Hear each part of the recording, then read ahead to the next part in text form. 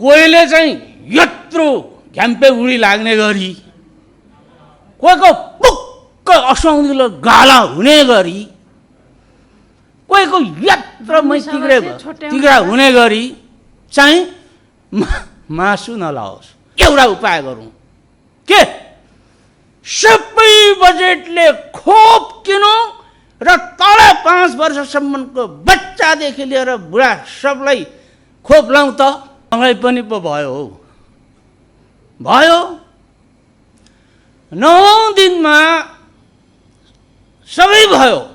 9 दिनसम्ममा कुटेर थ्याङथिलो पारेर दुख्ने जिउ जस्तो पनि दुखो, छेरौटी पनि चल्यो, पखाला पनि चल्यो, खोकी पनि चल्यो, वाकवाकी पनि चल्यो, के भएन र के पो भएन। 9औं राति सपना देखेँ। मलाई त 2टा परी माथि यमलोकबाट आएर 2तिर पाखुरामा समातेर सरररररर उडाएर लागेको पो देखेँ। सो हेर्छु 2तिर दायाँ बायाँ परीहरू छन्। अलि माथि लगे, फेरि यसो दायाँ बायाँ हेर्छु, फेरि आफ्नै चेलीहरू जस्तो पनि लाग्छ। माननीय कुसुम जस्तो पनि लाग्छ, माननीय बिन्दिया जस्तो पनि लाग्छ। लगे त्यो ठाउँ त यमलोक त खाली स्पेसमा रहेछ। ठक्कै कुर्सी राखेको त्यो अगाडि मलाई लगेर ठक्कै त्यहाँ छोडे। ढ्यान्ट्याङ गरेर यमराज त त्यहाँ आइरहनु भयो। अन्तर्वार्ता लिनु थाल्यो। ओइ, कम्प्युटर चलाउनु आउँछ? आउँदैन। मेल चलाउनु आउँछ? आउँदैन। साइबर चलाउनु आउँछ? आउँदैन। फेसबुक चलाउनु आउँछ? अलिअलि आउँछ। अनि के चाहिँ अरू आउँछ त? विकास निर्माण गर्नु आउँछ। त्यक, यो बुढाको काम छैन, यसलाई तलै ठेल्दे भनेर आदेश दिनुभयो। अनि यसो दायाँ बायाँ हेरे, ती परीहरू छन् कि मेरो चेलीहरू छन् कि छैनन् हौ। यत्र मुस्टन्डे 2टा आएर पाखुरा समातेर उही तल ठेल्दे, ड्याममै पछारिएको त आफ्नो ओछ्यानमा पो जुरुक्क उठ्यो। आकाशैमा घुम्ने गिद्धले भुइँमा आफ्नै चाहना अनुसारको चिजहरू देख्छ अरे, कागले त्यस्तै देख्छ अरे, परेवाले त्यस्तै देख्छ अरे, कोकलेले चाहिँ के देख्छ? यो चिटिक्क परेको नीति कार्यक्रमलाई हामीले आफ्नो दृष्टिकोणले देख्यौँ, हेऱ्यौँ। कोहीले यसलाई फिल्म हेरेको जस्तो देख्यौँ अरे, कसैले यो रद्दीको टोकरीमा हालिदिने देख्यौँ अरे, कसैले के। सपना देख्नु नपाई भन्नुहोस्, को मान्छे छ दिउँसोभरि जागेर राति नसुत्ने, रातभरि सुतेर दिउँसो नजाग्ने? सुत्छ भने सपना पनि देख्छ। यहाँ दिउँसोभरि गरिने कामहरूको बारेमा लेखेको छ भने केही सपनाका कुराहरू पनि लेखिएका छ। अब यहाँ सबै कुरोहरू छन्। अब कसैले खिचडी भनिदिनु भयो। खिचडी पनि त रहेछ नि त, केही चिज त खाइन्छ नि त। अनि काल पर्दा त खिचडी पनि कोरोनाको बेलामा अब एक खिचडी पनि खानु पाइयो भने त ठुलो कुरो पो त। जति नै लकडाउन भए पनि गाउँले ग्रामीण क्षेत्रमा कृषिलाई निरन्तरता भइरहेको छ। कोठेबारी खेती, बरन्डा खेती हामी नै पनि घरमा लकडाउन भएर पनि गरिरहेका छौँ। कृषिलाई चाहिँ दोस्रोमा प्राथमिकता दिएको छ। के बेठिक हो? आज यो 78-79 को नीति तथा कार्यक्रमको सन्दर्भमा आफ्नो भनाइहरू राख्न गइरहेको छु। नीति कथा प्राय सबैले हेरेका छौँ। आकाशैमा घुम्ने गिद्धले भुइँमा आफ्नै चाहना अनुसारको चिजहरू देख्छ अरे, कागले त्यस्तै देख्छ अरे, परेवाले त्यस्तै देख्छ अरे, कोकलेले चाहिँ के देख्छ? त्यस्तै यो चिटिक्क परेको नीति कार्यक्रमलाई लाई हामीले आफ्नो दृष्टिकोणले देख्यौँ, हेऱ्यौँ, आफ्नो चाहना भावना अनुसार देख्यौँ। कोहीले यसलाई फिल्म हेरेको जस्तो देख्यौँ अरे, कसैले यो रद्दीको टोकरीमा हालिदिने देख्यौँ अरे, कसैले के। अब लामो हामीले नै बोलेको, हामीले नै सबै सुनेको भनिरहनु नपर्ला। अब मैले चाहिँ यसलाई चिटिक्क परेको राम्रो देखेँ, होइन? समूहमा त भन्नुहोस्, को मान्छे छ दिउँसोभरि जागेर राति नसुत्ने, रातभरि सुतेर दिउँसो नजाग्ने, सुत्छ भने सपना पनि देख्छ। यहाँ दिउँसोभरि गरिने कामहरूको बारेमा लेखेको छ भने केही सपनाका कुराहरू पनि लेखिएका छ। सपना देख्नु नपाई पाउनु पर्छ, आवधिक योजनाको कुरा गर्नुपर्छ,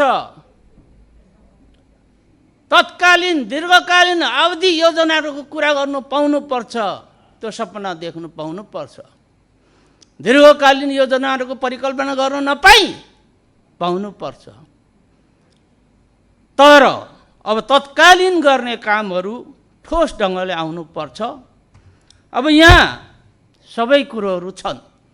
अब कसैले खिचडी भनिदिनु भयो, खिचडी पनि त रहेछ नि त, केही चिज त खाइन्छ नि त, अनिकाल पर्दा त खिचडी पनि। कोरोनाको बेलामा अब एक खिचडी पनि खानु पाइयो भने त ठुलो कुरो पो त। त्यसो भएको हुँदा जुन यो नीति तथा कार्यक्रमले प्राथमिकता दिनुपर्ने हो ठिकै ढङ्गले गरेको छ भन्ने मलाई लाग्छ। जस्तो सबभन्दा पहिला देशलाई संसारले कोभिडले फर्काएको छ, सुताएको छ। त्यसो भएको हुनाले स्वास्थ्यलाई पहिलो प्राथमिकता राखेको छ।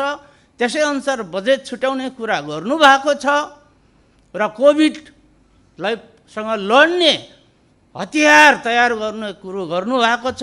यो ठिक छ। दोस्रोमा जति नै लकडाउन भए पनि गाउँले ग्रामीण क्षेत्रमा कृषिलाई निरन्तरता भइरहेको छ। कोठेबारी खेती, बरन्डा खेती हामी नै पनि घरमा लकडाउन भएर पनि गरिरहेका छौँ। कृषिलाई चाहिँ दोस्रोमा प्राथमिकता दिएको छ। के बेठिक हो? ठिक हो। त्यस पछाडि अब पर्यटन उद्योग आदि कुरोहरूलाई राखिएको छ। त्यस पछाडि भौतिक योजनाहरूलाई राखिएको छ। हुँदै क्रमिक रूपले शान्ति सुव्यवस्था सुशासनको कुराहरू आएका छन्। त्यसैले यो प्राथमिकता उचित छ भन्ने मलाई लाग्छ। किनभने यो प्राथमिकता तोक्नुका निम्ति नै यो नीति तथा कार्यक्रम ल्याइएको छ। त्यसले गर्दाखेरि अब देश कोभिडमय भएको छ। मलाई पनि पो भयो 9 दिनमा सबै भयो। 9 दिनसम्ममा कुटेर थ्याङथिलो पारेर दुख्ने जिउ जस्तो पनि दुखो, छेरौटी पनि चल्यो, पखाला पनि चल्यो, खोकी पनि चल्यो, वाकवाकी पनि चल्यो, के भएन र के पो भएन। 9औं राति सपना देखेँ। मलाई त दुईटा परी माथि यमलोकबाट आएर दुईतिर पाखुरामा समातेर सरर उडाएर लागेको पो देखेँ। सो हेर्छु दुईतिर दायाँ बायाँ परीहरू छन्। अलि माथि लगे, फेरि यसो दायाँ बायाँ हेर्छु, फेरि आफ्नै चेलीहरू जस्तो पनि लाग्छ।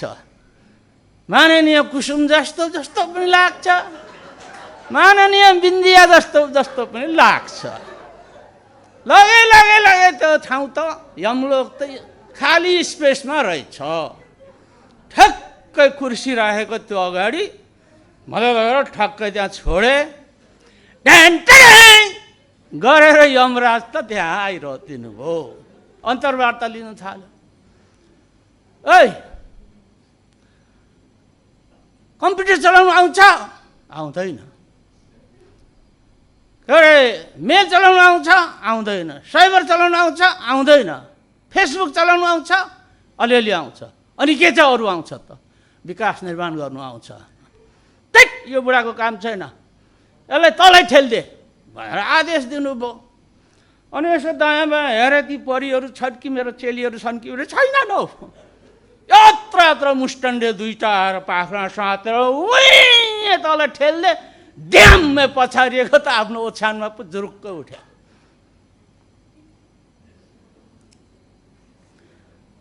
यसरी कोभिडको सपना यस्तो देखेँ। अनि भोलिपल्टदेखि त सेन्ट पनि आयो, टेस्ट पनि आयो, भात पनि अलिअलि रुच्यो, निको पो भयो। अनि यहाँ आउनु सफल भइयो। अब यो देशमा गत आर्थिक वर्षको योजना बजेट कार्यान्वयन भएन। हाम्रो ठुलो चिन्ता त्यही नै रह्यो। अब यसमा के रह्यो त भन्दाखेरि 3 कारणले भएन। एउटा त साँच्चैको कोभिड लाग्यो, दोस्रो राजनीतिक कोभिड लाग्यो, तेस्रो बजेटको कोभिड लाग्यो। यी 3 कारणले कार्यान्वयन भएन। हामी सबै असन्तुष्ट करायौँ। यसचोटि धेरै नकारात्मक ढङ्गले करायौँ। अब के गर्नु, कराएर पो के हुन्छ? भएको त त्यही हो, 3 कारणले सिद्धिएको हो। त्यसले गर्दाखेरि आगामी दिनमा अब यो नीति कार्यक्रमलाई अब फुलफिल गर्नका निम्ति 1 गते आउने बजेटमा हो नि त, यसैको आधारमा नसा मासु छाला भर्ने हो नि त। अब भर्दा ध्यान पुर्याइयोस्, सरकारले ध्यान पुर्याओस् कि मान्छे बनाउँदा त्यस्तो मान्छे बनाओस् ह्यान्डसम मानिलिउँ, लक्ष्मण तिवारी जस्तो, राजन राई जस्तो, सीता थेवे जस्तो, भिन्दिया मानिया जस्तो चिटिक्क परेको क्या। कोहीले चाहिँ यत्रो घ्याम्पे उडी लाग्ने गरी, कोहीको पुक्क असुहाउँदिलो गाला हुने गरी, कोहीको यत्रो तिग्रा हुने गरी चाहिँ मासु नलाओस्। समानुपातिक ढङ्गले सबैले जति हुन्छ त्यति समानुपातिक ढङ्गले बाँडियोस् अथवा भागभण्ड पारियोस्, होइन? अझ त्यसो गर्नु पनि हुँदैन भने साँच्चै समानुपातिक घर घरसम्म सबै बजेट जाने हो भने एउटा उपाय गरौँ। के? सबै बजेटले खोप किनौँ र तल 5 वर्षसम्मको बच्चादेखि लिएर बुढा सबलाई खोप लाउँ त। सबैको घरमा यो बजेट पुग्छ कि पुग्दैन? के भयो? लु 1 साल यी भएन त, अस्तिको साल 1 साल भएन त। अब 1 साल भएन भयो, तर खोप सबैले पाऊँ भन्ने कुराहरू राख्दै मेरो आफ्नो भने अन्त्य गर्न चाहन्छु। धन्यवाद। सदनमा यो बैठकमा हामीले पेश गरेको नीति तथा कार्यक्रममा मेरा केही आलोचनाहरू, केही सुझावहरू, केही व्यक्तिगत धारणाहरू छन् र मैले 40 वर्षदेखिको लामो राजनीतिक जीवनमा आफ्ना केही राजनीतिक मूल्य मान्यताहरू, संसदीय अभ्यासका मूल्य मान्यताहरू र एउटा विधि पद्धति सिस्टमलाई ननागिकन यो संसदको गरिमालाई कायम राख्दै बोल्न जान्दछु जस्तो मलाई अनुभूत हुन्छ।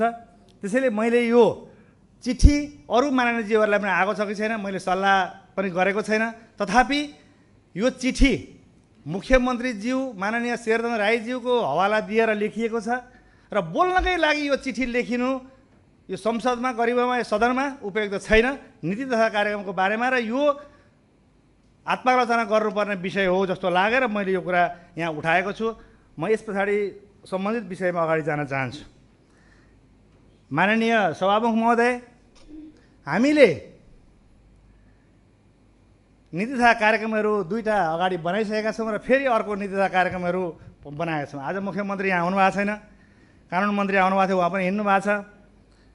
हामीले मन्त्री साथीहरूले हामी अलग्गै मङ्गल ग्रहबाट आएको अनि सभासदहरू चाहिँ अलग्गै ठाउँबाट भोट जितेर आएको जस्तो गरिरहनु भएको छ कि के हो भने उहाँहरू सदनमा बुझ्न, सुन्न, हामीले उठाएका कुरा सुन्न चाहनु भएको छैन। यो अलिक गम्भीर विषय हो। त्यसकारण नीति तथा कार्यक्रममा उठेका विषयहरू सभासदहरूले जाने नजाने, राम्रा कुराहरू पनि उठाउनु भयो होला, नराम्रा कुराहरू पनि उठ्यो होला, त्यसलाई समीक्षा गरेर अगाडि जाने विषयमा भाग लिँदा राम्रै हुन्थ्यो जस्तो पनि लाग्छ। हामीले बनाएको नीति तथा कार्यक्रम, हामीले बनाएको बजेटले हाम्रा जनताहरूले, मजदुर गर्ने मजदुरहरूले, रिक्सा चलाउने रिक्सा चालकहरूले, ठेला चलाउने ठेलावालाहरूले, नदी किनारमा बसेका सुकुम्बासीहरूले उहाँहरूको जीवनमा कति परिवर्तन भयो। हामीले 3 वर्ष त नीति तथा कार्यक्रम बनाइसक्यौँ। उहाँहरूले के पाउनुभयो? चप्पल लाउन, खुट्टामा चप्पल नलागेको मानिसले चप्पल लाउन पाएको छ कि छैन? पाउने भयो कि भएन? त्यो त हाम्रो मन्त्रीजीहरू मङ्गल ग्रहबाट आउनु भएको होइन, यहीँबाट आउनुभएको। उहाँहरू आफै गएर स्वयं निरीक्षण गरे पनि देखिन्छ। त्यस कारण हामीले बनाएको कार्यक्रम सफल भएको छ कि छैन? हिजो बनाएको कार्यक्रम सफल भयो कि भएन? हामीले असल कार्यक्रम बनायौँ कि बनाएनौँ, असल नीति लियौँ कि लिएनौँ भन्ने कुराको सङ्केत त्यहाँबाट देखा पर्छ। हामीले जहिले पनि मध्यमवर्गीय मानिसहरूको लागि हित हुने, दलाल नोकरसाही पुँजीपतिहरूको लागि हित हुने बजेट बनाएका छौँ। त्यस कारणले ती गरिबहरू, ती सुकुम्बासीहरू, ती मजदुरहरू, ती भूमिहीन किसानहरूको बिचमा यो बजेट नपुग्छ, न नीति बनाएको नीतिले त्यहाँ छुन्छ। त्यस कारणले यो नीति मैले अघि नै आलोचनात्मक समर्थन गर्छु भनेको थिएँ। त्यस कारणले यो नीति कार्यक्रम गलत छ। हाम्रा कोभिडले हाम्रा हजारौँ साथीहरू घाइते अस्वस्थ हुनुभएको छ, केही साथीहरूले चाहिँ ज्यान गुमाउनु भएको छ, उहाँहरूलाई श्रद्धाञ्जली दिएको छ यो नीति कार्यक्रमले। त्यस मानेमा मैले यो नीति कार्यक्रमलाई समर्थन जनाएको छु। केही शहीदहरू, शहीद परिवारहरूलाई यसले सम्झिएको छ, त्यस कारणले मैले यसलाई समर्थन गरेको छु। यो बजेट तथा कार्यक्रममा वैदेशिक रोजगारमा कति कमी भयो? हामीले 3 वर्ष शासन चलाइसक्यौँ, 3.5 वर्ष बित्यो, 2टा नीति तथा कार्यक्रम आए, तर हाम्रो वैदेशिक रोजगारमा जाने साथीहरूमा कति कमी आयो? कति दिनमा हाम्रो प्रदेश नम्बर 1बाट कति दिनमा कतिजना वैदेशिक रोजगारमा उठ्थे? आज हामीले नीति तथा कार्यक्रम बनाइसकेपछि कतिजना घटे? त्यो खोइ लेखाजोखा छ? केही छैन। त्यस कारणले म यो बजेट तथा नीति तथा कार्यक्रमको आलोचना गर्न चाहन्छु। हाम्रा केही 22 नम्बर बुँदामा लेखिएको छ 62वटा बहुवर्षीय सडक, 7वटा प्रादेशिक सडक, 87वटा मुख्यमन्त्री ग्रामीण कृषि सडक, 115वटा झोलङ्गे पुल मध्ये केही सम्पन्न भएका छन् भनेर लेखेको छ। म आफ्नो निर्वाचन क्षेत्रको कुरा गर्छु। मेरोमा त एउटा पनि कृषि सडक, मुख्यमन्त्री ग्रामीण सडक पनि 1 इन्ची पनि काम सुरु भएन। कहाँ सम्पन्न गर्नुभयो? अनि यो ढाँटाको निम्तो खाइ पत्याउने नीति तथा कार्यक्रमलाई हामीले चाहिँ सरसर ताली बजाइदिनु, पास गरिदिनु पर्ने, सूचनाको हकसम्म लिन नपाइने, बोल्दाखेरि पनि समर्थनमै बोल्नुपर्ने, यो बडा विचित्रको संसदीय अभ्यास गरिरहेका छौँ। त्यस कारणले मैले यो विषयमा अलिकति गम्भीरताका साथ कुरा उठाएको। सिँचाइको क्षेत्रमा 55%, 8,000 हेक्टर हामीले चाहिँ भनेका थियौँ सिँचित क्षेत्र बनाउने भनेर, 55% काम सम्पन्न भयो भनेको छ। मेरो क्षेत्रमा जम्मा 2टा कुरालाई 20 लाख रुपियाँ हालेको, 1 रुपियाँ पनि काम भएन। कहाँबाट सम्पन्न भयो? मन्त्रीज्यूका क्षेत्रमा त भयो कि हामीले सिँचाइ कानुन बनाएका छौँ। सिँचाइ कानुन बमोजिम मेरो क्षेत्रमा 5वटा कुला मात्रै 200 हेक्टरभन्दा माथिका छन्। त्यस कारणले ती कुरालाई मात्रै हामी बजेट प्रदेशसँग माग्छौँ। त्यस कारणले यो बजेट यी कामका लागि गलत छ। गत वर्ष कुनै पनि कार्यक्रमहरू पहिले सुरुमा सुन्यो, विषयगत कार्यालयका साथीहरूसँग सोद्धाखेरि 50% काम गर्नु भनेको छ माननीयज्यू भन्नुभयो। सरकारको आदेश छ 50% योजनाहरू चाहिँ हुन्छन्। अलि पछि हुँदै हुँदै आयो 75%, अलि पछि हुँदै हुँदै आयो 100% काम गर्नु नगर्नु भनेको छ भनेर। त अहिले त आयो हाम्रो सरकारले ल्याएको नीति तथा कार्यक्रममा यो कार्यक्रमलाई निरन्तरता दिइनेछ भनेको छ। पोहोर साल नगरेको कार्यक्रमलाई निरन्तरता दिन त के आपत्ति छ र? यो त बडा कुटनीतिक भाषा, कुटनीतिक चालले शब्दहरू राखिएको रहेछ। पोहोर साल गर्दै गरेको थिएन, यसपालि निरन्तरता भन्यो। पोहोर साल नगरेको पनि निरन्तरता, अब गरेकोमा निरन्तरता भए पो गर्नुपर्छ। बजेट खोज्नुपर्छ, करको दायरा बढाउनुपर्छ, यसरी ल्याउनुपर्छ, यहाँबाट पैसा खोज्ने, यहाँबाट ऋण ल्याउने, यहाँबाट सापट ल्याउने, यहाँबाट यसरी गर्ने।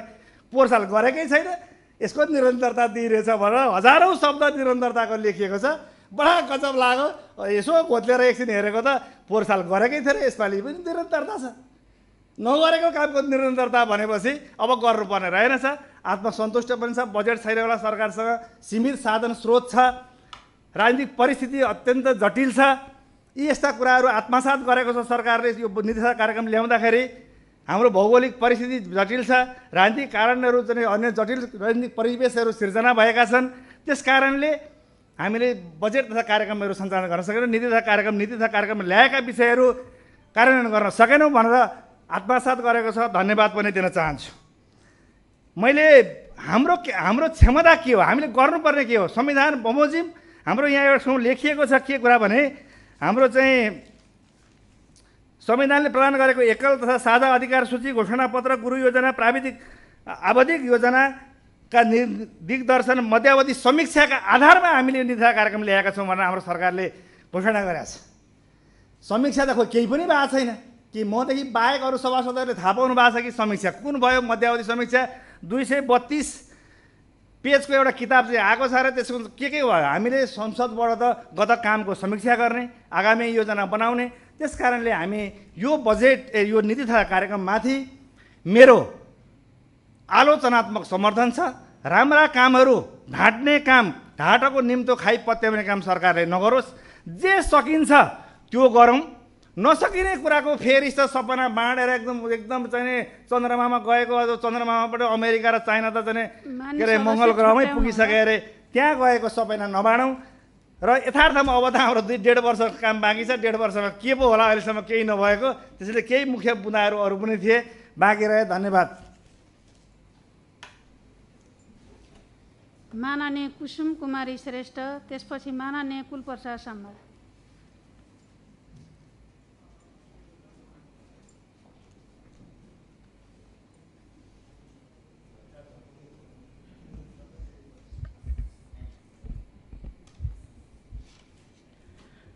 सभामुख महोदय, आर्थिक वर्ष 2078-79 को प्रस्तुत नीति तथा कार्यक्रममा भाग लिन गइरहेको छु। मैले सर भन्नुपर्दाखेरि रमाइलो कुरा, गत वर्ष 224 वटा बुदालाई उल्लेखित गरेर नीति तथा कार्यक्रम प्रस्तुत गरिएको थियो। यो पल्ट सङ्ख्या बढाएर 226 वटालाई समेटेर नीति कार्यक्रम प्रस्तुत गरिएको छ। गत वर्ष धेरै नाराको नीति कार्यक्रम प्रस्तुत भएको थियो। यो वर्ष अलिक त्यसलाई कम गरिएको छ र गत वर्ष आएको नीति कार्यक्रमलाई माननीय सर्वदोज सामाले चुम्बनद्वारा, अङ्गालोद्वारा आयो पोता भनेर राम्रै गरी समर्थन गर्नुभएको थियो। त्यति गरेर आएको नीति कार्यक्रम एउटै पनि कार्यान्वयन भएन। यो चुम्बन, अङ्गालोभरिको माया अभिशाप बन्न गयो।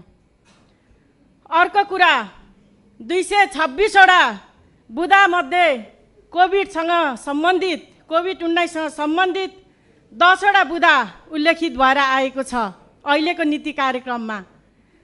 कोभिड-19 का कारण विभिन्न कार्ययोजनाहरू गर्न सकिएन, विभिन्न कामहरू गर्न सकिएन भनेर राम्रै बहाना पनि पारिएको छ। सत्तापक्षको मान्यज्यूहरूले काम भयो भनेर भन्नुभएको छ। कहाँ के कति काम भयो? सरकारले स्वीकारिसकेको छ हामीले काम गर्न सकेनौँ भनेर। झुटको खेती गर्नुहोस्, तर यसरी उदाङ्ग हुने गरी, नाङ्गे हुने गरी नगर्नुहोस्। यो कुरा म यहाँ राख्न चाहन्छु। र अर्को कुरा, कोभिड-19 को बहानामा कुनै पनि काम गरिएको छैन। अघि मान्यज्यूले पनि भन्नुभयो 50% कटौती भयो, 75% कटौती भयो भन्दै 1% पनि काम भएन। सबै पैसा कटौती भएको ज्वलन्त उदाहरणहरू छन्।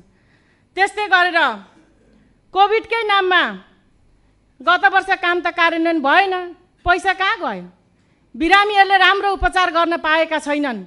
कोभिड लागेर बिरामीहरू घरमा बसिरहेका छन्, पिसिआर गर्न सुद्धा मान्दैनन्। किन गर्ने पिसिआर?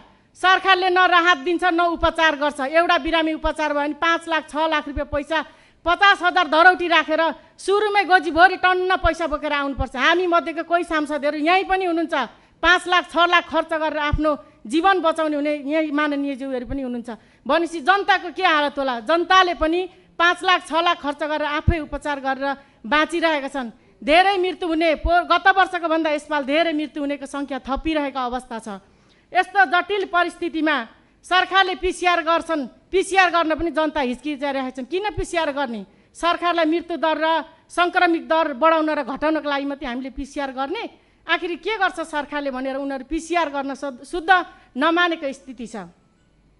त्यस्तै गरेर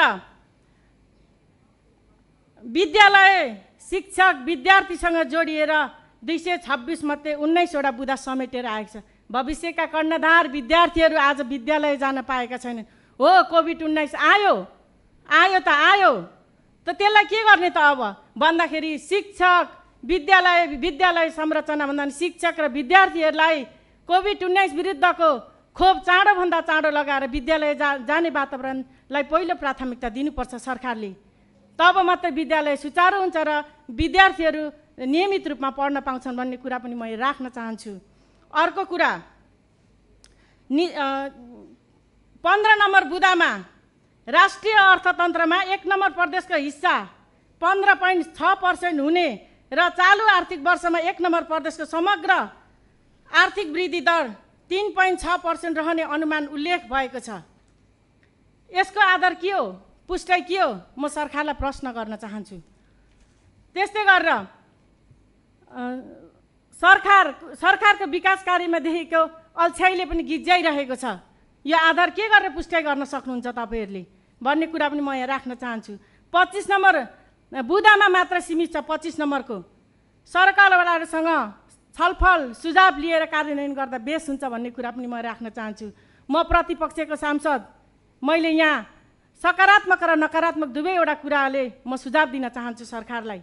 त्यस्तै गरेर 29 नम्बर बुँदामा पनि गैर सरकारी संस्थाहरूको पनि यो देशको विकास र यो देशको समाजलाई अगाडि बढाउनलाई अहम भूमिका छ। त्यस कारणले गर्दाखेरि गैर सरकारी संस्थालाई पनि समेट्दा वाञ्छनीय हुन्छ भन्ने कुरा म यहाँ राख्न चाहन्छु। त्यस्तै गरेर 32 नम्बर बुँदामा गुणस्तरीय स्वास्थ्य सेवा प्रदेश सरकारको प्रतिबद्धता भन्ने नारा छ। धनकुटा मेडिकल कलेजको कुरा कहाँ पुग्यो? एउटा विशेष परिस्थितिमा धनकुटा मेडिकल कलेजका कुरा, यहाँ धनकुटाको माननीयहरू बोलिराख्दा गत वर्षसम्म यिनीहरूले हद्दे भए मेडिकल कलेजको कुरा उठाउँछ भनेर एउटा छाप परिसकेको थियो। आज किन त्यसलाई कन्सिडर गरिन्छ? प्रदेशका सत्ता पक्षका हामी तत्कालीन नेकपाका सांसद र प्रतिपक्षका सांसदहरूलाई राखेर मुख्यमन्त्रीले एउटा प्रतिबद्धता गर्नुभएको थियो मेडिकल कलेजको कुरा। त्यो मेडिकल कलेज कहाँ पुग्यो अहिले? कति ढाँट्ने जनताहरूलाई। माननीय इन्द्रमणि पराजुलीको संयोजकतामा धनकुटा स्वास्थ्य विज्ञान प्रतिष्ठानको व्यवस्था गर्न बनेको विधेयक 2077को मस्यौदा हामीले तयार गरेका थियौँ। हामीले गैर विधेयक प्रस्ताव दर्ता गराउँछु भन्दा सरकारको तर्फबाट आउँछ, तपाईँहरू अहिले हतार नगर्नुहोस् भनेर भन्नुभयो। त्यो प्रतिबद्धता आज कहाँ पुग्यो? म मुख्यमन्त्री समक्ष यो प्रश्न गर्न चाहन्छु। अब के गर्ने? धनकुटाको त्यो मेडिकल कलेजको कुरालाई कार्यान्वयन गर्ने होइन भने 3.5 वर्षसम्म धनकुटेली जनतालाई मैले ढाँटेँ, मैले छलेँ, मैले अनावश्यक तपाईँहरूलाई आश्वासन दिएँ भनेर सार्वजनिक रूपमा उहाँले कि त माफी माग्न सक्नुपर्छ। होइन भने अहिलेको नीति कार्यक्रम तथा बजेटमा समेटेर, त्यही पनि समेट्नका लागि मात्र समेट्ने होइन, कार्यान्वयन गर्नका लागि समेटेर ल्याउनुपर्छ। होइन भने माफी माग्नुपर्छ। उहाँले यो कुरा म यहाँ जोरदारसँग माग पनि गर्न चाहन्छु।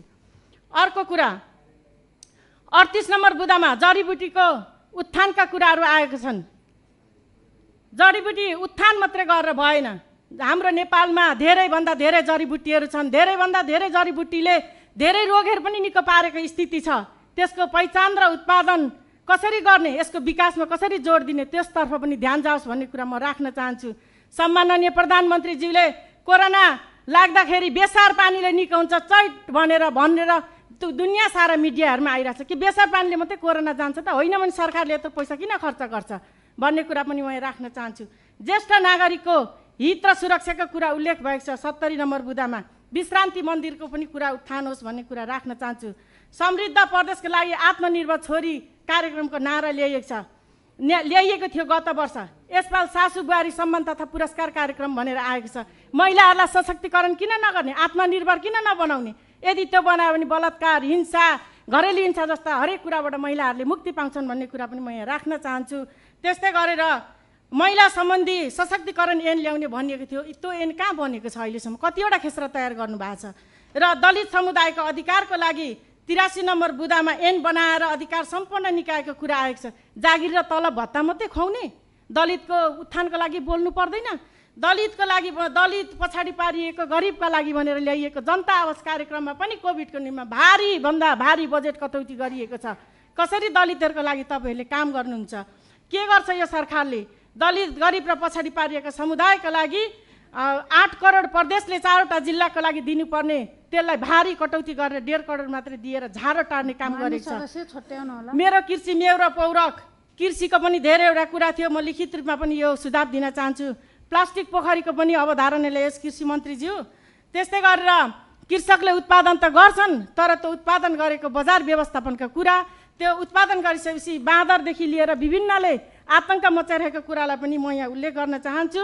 र केबल कार सुरुङ मार्गको कुराहरू छन्, त्यो कहाँ पुग्यो? अहिले सस्तो लोकप्रियताको लागि केन्द्रीय सरकारले ल्याएको छ। सस्तो लोकप्रियता मात्रै कमाउने हो सरकारले, यो कुरा पनि म राख्न चाहन्छु। धेरैवटा कुरा थिए, यो कुरा अरू सांसदजीहरूले पनि उठाउनुहुन्छ होला। धन्यवाद।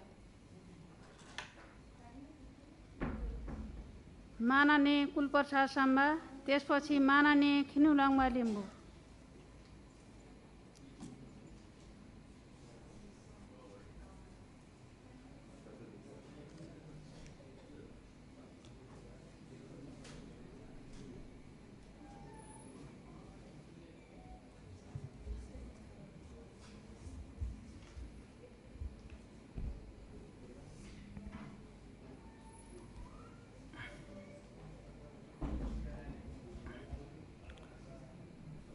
प्रदेश सभाको यो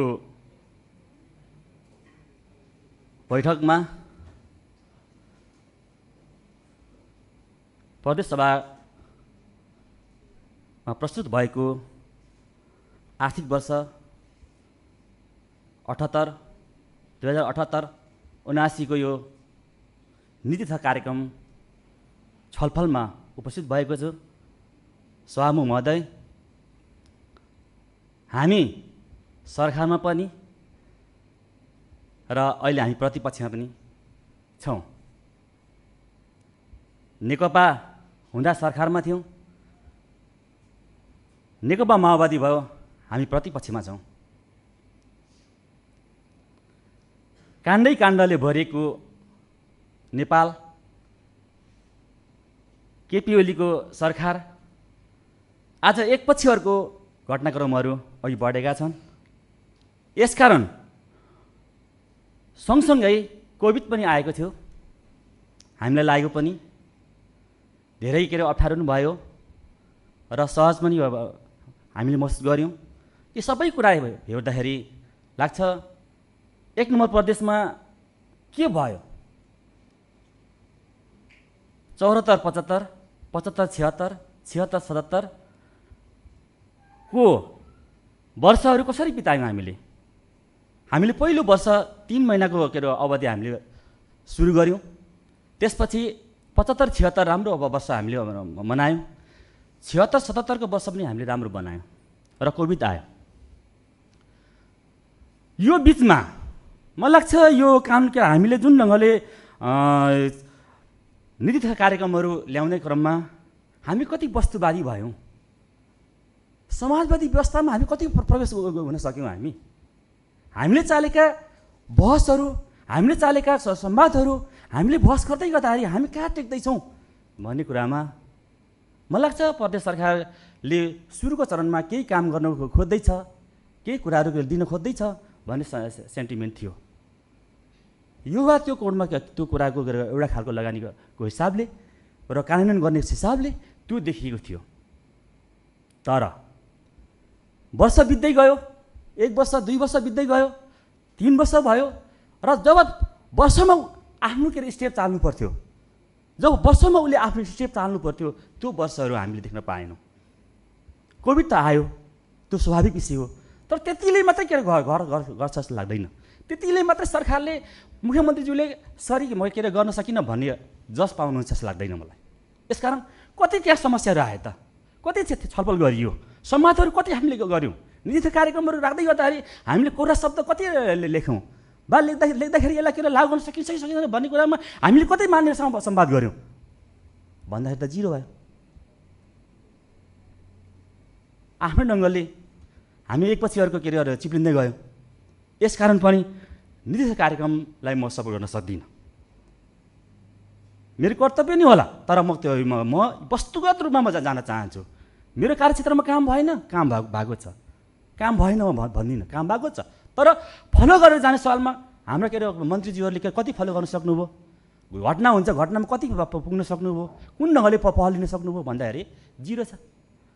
त्यतिकैको के डन्ठा हल्लाएर त्यतिकै के यसो के गाडी हल्लाएर हिँडेर हामीले पुरा गर्न सक्दैनौँ। त्यसमा हामी सबैले आत्मसात गर्न जरुरी छ कि यो परिस्थितिको मुख्य भागीदार भनेको सरकार हो। सरकारले आत्मसमीक्षा सहितको के नीति तथा कार्यक्रम ल्याउनु पर्थ्यो। यो गरेँ त्यो गरेँ यो गरेँ त्यो गरेँ भन्ने विषय होइन कि आत्मसमीक्षा मैले यो गर्न सकिनँ, यो गर्न सकिनँ, सरी म यसरी के लिएर आउँछु भनेको हिसाबले आउनु पर्थ्यो। त्यो कुरा मैले पाइनँ। म एउटा मात्रै उदाहरण दिन चाहन्छु। प्रदेशको लगानी बोर्ड बनाइयो। लगानी बोर्ड मुख्यमन्त्रीको नेतृत्वमा बन्छ होला। त्यो लगानी बोर्डले कतिवटा लगानी गरेर भित्याउनु भयो, विदेशकाबाट कति ऋण ल्याउन सक्नुभयो र अरू के राष्ट्रिय अन्तर्राष्ट्रिय कति पहल लिन सक्नुभयो, यहाँका निजी संस्थाबाट कतिले पहल गर्न सक्नुभयो भन्दा त जिरो छ। खोइ त यहाँ बोलेन त। लगानी बोर्डको त बनेको होला, खोइ त्यसको त केही देखिएन। एउटा सानो उदाहरण मात्रै भन्न चाहन्छु। खेलकुद के बोर्ड छ, प्रदेशको खेलकुद बोर्ड छ, खोइ बनेको छ? को त्यो खेलकुद बोर्डको के सचिव को नियुक्ति गरियो अहिलेसम्म? अनि यो 3 वर्षसम्म रमिता हेरेर किन बसियो? ल हिजो समस्या थियो होला, अहिले त फटाफट गर्दा हुन्थ्यो नि, किन गर्न सकिएन? के आयो फेरि समस्या? यसै गरी हामीले प्रत्येक ठाउँहरू के केलाउन सक्छौँ। यो 226वटा के बुदामा जति सफल बहस गर्दाखेरि पनि चित्त नबुझ्ने कुरा के भने त्यो कार्यान्वयनको प्रक्रियामा गएको छैन भन्दाखेरि त्यो त के यसो रसबरी जस्तो छ क्या। रसबरी खाउँ भनेर मानेर सबै कुदेर जान्छन्, खानु पाइन्छ भने कुदेर जान्छन्, तर भरे रसबरी किरा पसिसकेको छ, फाल्नु पर्ने गनाइसकेको रहेछ। अनि हेर्दाखेरि राम्रो देखिने, तर के अन्तिममा के केही नपाइने। यसकारण हामीले यो कुराहरूको बारेमा बारम्बार किन यो विषयको कुरा शब्द किन पढाइन्छ? जे सकिन्छ त्यो मात्रै गरौँ। त्यो किन 226वटा किन लेख्नु पऱ्यो? जे सकिन्छ त्यो हामी यो सक्छौँ, यो वर्ष यो सक्छौँ भनेर गरे हुन्थ्यो नि त। किन त्यो गर्न सक्दैनौँ हामी? अनि यहाँ अब सुरुङ मार्ग खोल्ने अरे, सुरुङ मार्ग खोल्ने अरे, जल मार्ग खोल्ने अरे, केबल कार चलाउने अरे, केतनाबाट माथि 17सम्म या माथि सगरमाथासम्म। यो सपनाको कुरा हामीले नबुझ्नु जरुरी छैन। हामी सक्छौँला, तर त्यो हिसाबको लगानी हामीले बिताउन सकेनौँ।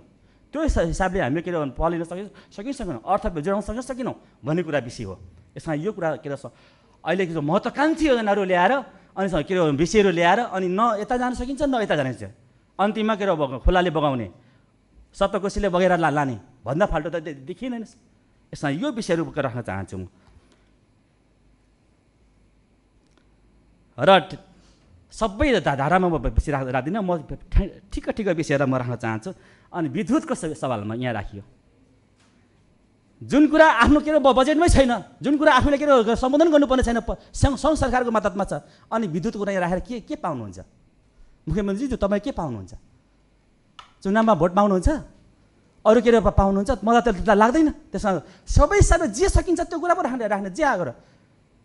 प्रदेश प्रहरीको कुरा छ, मन्त्रीज्यू यहीँ हुन्छ। प्रदेश प्रहरीको बाले दिएन कि आमाले दिएन? सङ्घको आमाले दिएन कि बाले दिएन? प्रदेश प्रहरी किन के समायोजन हुँदैन? के कारणले हुँदैन? 2 वर्ष भयो, योभन्दा अगाडि 2 वर्ष पहिलो दोस्रो वर्षमै हामीले के गर्न तयारी गर्छौँ भन्यौँ, तेस्रो वर्ष हामी लागु गर्छौँ भन्यौँ, कसले दिएन? हजुर, यसमा यो सानसानो विषय छैन यो विषयहरू। र अर्को त म त अचम्म लाग्यो, प्रदेश सभामा नयाँ घटनाहरू घट्यो। यातायात यो सवारी दर्ता तथा यातायातको विषयमा घटना घट्यो। हामी लेखा समितिले छानबिन पनि गऱ्यौँ। हुँदै गर्दा हामी पनि युवा त्यो कोडमा चिप्लियो। हाम्रो 1 नम्बर प्रदेशमा 2टा डाइभिङ सेन्टर छ, एउटा इटरीमा छ, एउटा बेतामोडमा छ, चारालीमा छ, 2टा चारपानीमा छ। जम्मा 2टा डाइभिङ सेन्टर पनि बचाउन नसक्ने मुख्यमन्त्री को हो? आफ्नो प्रदेश सरकारले 2टा पनि डाइभिङ सेन्टर बचाउन नसक्ने को मुख्यमन्त्री हो? कुन सरकार हो यो? यो निजीलाई दिनुपर्ने यो होइन। अरू हामीले भन्यौँ अरू जिल्लामा देऊ न, के बिग्रेको छ? अरू जिल्लामा प्रयोग गरौँ न, के बिग्रेको छ हामीले भन्यौँ। तर यो विषय पनि गर्नु अन्तिममा निजीलाई दिने काम भयो। आफ्नो सरकारको मद्दतमा रहेको आफ्नो डाइभिङ सेन्टर पनि बचाउनु नसक्छ सरकार, अनि कुन लायकको सरकार हो हजुर? यसकारण पनि यो सबै कुरा हेर्दै जाँदाखेरि कुनै पनि कुराहरूमा सबै मिठास छ, मिठापन छ, शैली के राम्रो छ, आमा बच्चा देखिरहेका छैन। यो सदनप्रतिको उपेक्षा यो सरकारले जसरी गरिरहेको छ, यहाँ मन्त्रीज्यूहरूको कुर्सी खाली छ, मुख्यमन्त्री लगायत धेरै मन्त्रीज्यूहरू हुनुहुन्न। उपस्थित मन्त्रीप्रति हार्दिक आभार व्यक्त गर्न चाहन्छु र यो नीति कार्यक्रम जस्तो महत्त्वपूर्ण कुरालाई व्यवस्था गर्ने प्रदेश सरकार सबै मन्त्रीहरू, प्रदेश सरकारप्रति हार्दिक खेद व्यक्त गर्न चाहन्छु र 226वटा बुदामा आएको यो नीति कार्यक्रम म मेरो सरकारलाई कहीँ देख्दिनँ र 226वटी बुदामा म प्रवेश गर्न पनि चाहन्न। सर्वप्रथम त म यो 3टा बुदाको सेरोफेरोमा रहेर यो नीति कार्यक्रमको छलफलमा भाग लिन चाहन्छु। यो नीति कार्यक्रममा जे आउनुपर्ने थियो त्यो आएको छैन, खालि बुदा सङ्ख्या थपेर मात्रै आएको छ। अहिलेको वर्तमान राजनीति परिप्रेक्ष्यमा यो नीति कार्यक्रम बोल्दैन। मुख्यमन्त्रीज्यूले अस्ति भन्नुभयो राजनीति ढङ्गले पनि सङ्क्रमण भयो, कोभिड-19 को सङ्क्रमणमा राजनीति पर्यो, तर मुख्यमन्त्रीज्यू यो भनाइसँग जनता सहमत छैनन्, यो भनाइसँग यो देशका बुद्धिजीवी सहमत छैनन्, आम नागरिक सहमत छैनन्। राजनीतिमा कोभिड-19 को महामारी होइन, राजनीतिमा त ओलीको महामारी चलेको छ।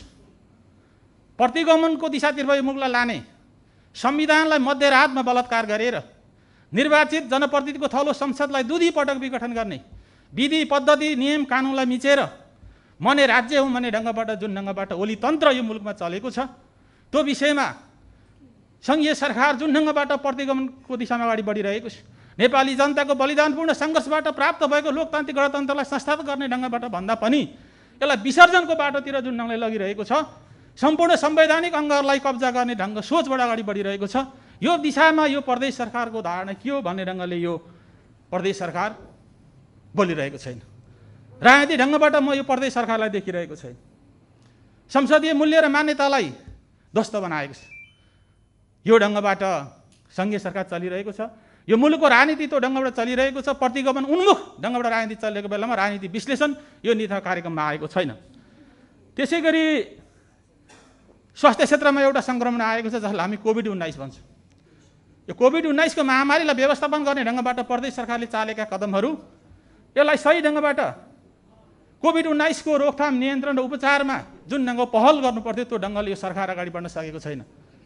आज जनताहरू उपचार गर्न नपाइरहेका छन्, आज अक्सिजनको अभावले नेपाली जनता मरिरहेका छन्, आज अस्पतालमा बेड छैन, सरकारले सञ्चालन गरेका सरकारी अस्पतालको बेहाल छ, आज उपचारबाट वञ्चित भइरहेका नेपाली जनताको तर्फबाट यो कोभिडलाई उपचार गर्ने, यसको रोकथाम र नियन्त्रण गर्ने दिशामा यो सरकार अगाडि बढ्न सकिरहेको छैन। यहाँ गर्वका साथ भनिन्छ प्रदेश सरकारले कोभिड अस्पताल, कोशी कोभिड अस्पताल सञ्चालन गरेको छ, त्यहाँ उपचारको प्रबन्ध गरिएको छ भन्ने कुरा आएको छ। तर म निवेदन गर्न चाहन्छु, प्रदेश सरकारले सञ्चालन गरेका अस्पतालहरू सबै अस्तव्यस्त छन्। कोशी कोभिड अस्पतालको हाल बेहाल छ, मैले भनेको होइन, म त भुक्तभोगी। आज प्रदेश सरकारले सञ्चालन गरेको कोभिड नियन्त्रण उपचारको अस्पताल त कोशी कोभिड अस्पतालको अस्तव्यस्तका कारणबाट, त्यहाँको व्यवस्थापनका कारणबाट यो मैले लगाइरहेको सेतो पहिरन यो प्रदेश सरकारले सञ्चालन गरेको कोभिड अस्पतालको उपहार हो। आज जनताको हालत के हो? यो ढङ्गबाट सरकार जनताले परीक्षण गर्ने अवसर पाइरहेका छैन। यो ढङ्गले पनि म यो सरकार जो अहिले वर्तमान अवस्थामा सबभन्दा बढी महामारीको रूपमा आएको छ, समस्याको रूपमा आएको छ, यो समस्या समाधान गर्ने दिशामा पनि मैले सरकारलाई देखिरहेको छैन। आज जनताहरू परीक्षणको अभाव छ। त्यसो भएको हुनाले अहिले सबैभन्दा उसबाट आइरहेको कुरा छ, सबैले भन्न थालेका छन् यो कोभिड नियन्त्रणका निमित्त सबैभन्दा प्रभावकारी व्यवस्था भनेको खोप हो। के खोप ल्याउनका निमित्त प्रदेश सरकार खोप खरिद गर्न सक्छ कि सक्दैन? कि यो प्रदेश संघीयतामा गएको अर्थ छ कि छैन? प्रदेशले संघीय सरकारकै मुख ताक्नुपर्ने हो। प्रदेश सरकारले आफ्नै ढङ्गबाट, आफ्नै पहल र प्रयत्नबाट, आफ्नै स्रोत र साधनबाट खोप खरिद गर्न सक्छ कि सक्दैन? आज खोप नै प्रभावकारी रूपमा यो उपचारको रूपमा आइरहेको छ र खोप खरिदकातिर पनि यो सरकार ध्यान दिइरहेको छ। यदि खोप प्राप्त भएको छ यसलाई पनि व्यवस्थित ढङ्गबाट अगाडि बढ्न सकेको छैन। आज खोप पाउनुपर्ने ती अग्रमोर्चामा काम गर्ने स्वास्थ्य कर्मीहरू, सुरक्षाकर्मीहरू, अग्रमोर्चामा काम गर्ने स्वयंसेवकहरूले आज खोप पाइरहेका छैन। आज हामी सुन्दैछौँ यो खोप त मन्त्रीको निर्देशनमा तिनपनीतिरको सिटी सिनेमा हलमा सिनेमा हेर्न गइरहेको छ। आज खोप त ठुला उद्योगपति व्यापारी घरानामा चन्दाको बैना मार्न गइरहेको छ। आज खोप त मन्त्रीका क्वार्टरमा आफ्ना आफन्तहरू पर्खेर बसिरहेको अवस्था छ। यो दिशामा पनि जनताको पक्षमा यो सरकार अगाडि बढ्न सकिरहेको छैन। यो महामारी नियन्त्रण गर्ने दिशामा पनि यो सरकारलाई मैले देखिरहेको छैन, हामीले देखिरहेका छैन। त्यसै गरी अर्को महत्त्वपूर्ण कुरा छ, आर्थिक क्षेत्र यो सरकार हामीले देखिरहेका छैन। गत वर्षको नेता कार्यक्रमलाई पुरा गर्नका निमित्त यो सरकारले बजेट ल्यायो। बजेट हामी मान्नेहरूले पनि बजेटलाई पास गऱ्यौँ, धेरै सुझावहरू राख्यौँ, तर यो सरकारलाई प्रतिपक्षको सुझाव ग्राह्य छैन। प्रतिपक्षको सुझाव सुन्न चाहँदैन। संसदीय मूल्य र मान्यतामा, संसदीय व्यवस्थामा प्रतिपक्ष भनेको सरकारको गहना हो, तर यहाँ प्रदेश सरकारलाई प्रतिपक्ष त गनाउँछ। प्रतिपक्षका राम्रा सुझावहरू पनि सरकार ग्रहण गर्न सक्दैन र यो बजेट त्यति हुँदाहुँदै पनि यो प्रदेशको समुन्नत र हितका निमित्त साझा सहमतिबाट बजेट पास गरियो, तर बजेट कार्यान्वयन गर्ने दिशामा गएन। आज हेऱ्यौँ बजेट पास भएको 1 महिना नहुँदै 50% खर्च गर्न नगर्नु भनेर चिठी जान्छ। सरकारले सञ्चालनका सबै योजनाहरू अस्तव्यस्त छन्। बहुवर्षीय सडक, सिँचाइ, खानेपानी, अब प्रदेश निर्वाचन क्षेत्रका कार्यक्रमहरू पैसा गएन। आज सबै योजनाहरू अलपत्र छन्। म यहाँहरूलाई निवेदन गर्न चाहन्छु, प्रदेश सरकारले सञ्चालन गरेका योजनाहरू जो ठेक्का लागेका छन्, त्यो ठेक्का रकम भुक्तानी नपाएर आज ठेकदारहरू, निर्माण व्यवसायहरू रोइरहेका छन्।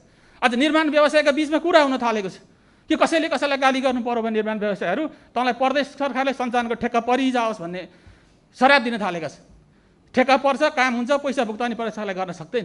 यो ढङ्गले सम्पूर्ण रूपले असफल भएको बजेट पनि असफल भएको सरकारलाई हामीले कहीँ कतै देखिरहेका छैनौँ र यो नीति कार्यक्रम यो ढङ्गबाट सरकारका जुन रवैया छ, नीति राम्रो ल्याएर भएन, कार्यक्रम धेरै ल्याएर भएन, कार्यान्वयनको दिशामा यो सरकार असफल भएका कारणले यो नीति तथा कार्यक्रमप्रति हाम्रो दलको पूर्ण असहमति रहेको कुरा म निवेदन गर्न चाहन्छु।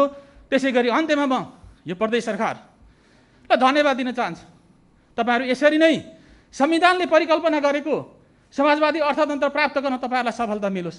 जुन सफलता एउटा गरिब किसानले सिँचाइ पाउँदैन, गरिब किसानले धान रोप्ने बेला मल पाउँदैन, एउटा गरिब निमुखाले औषधि गर्न, उपचार गर्न बजेट पाउँदैन, पैसा पाउँदैन, औषधि पाउँदैन, र एउटा विद्यार्थीले पढ्न शिक्षाका निम्ति पैसा पाउँदैन, र तर यहाँ व्यापारीहरूलाई पोस्न, तस्करहरूलाई पोस्न ठुला नीतिहरू ल्याइन्छ।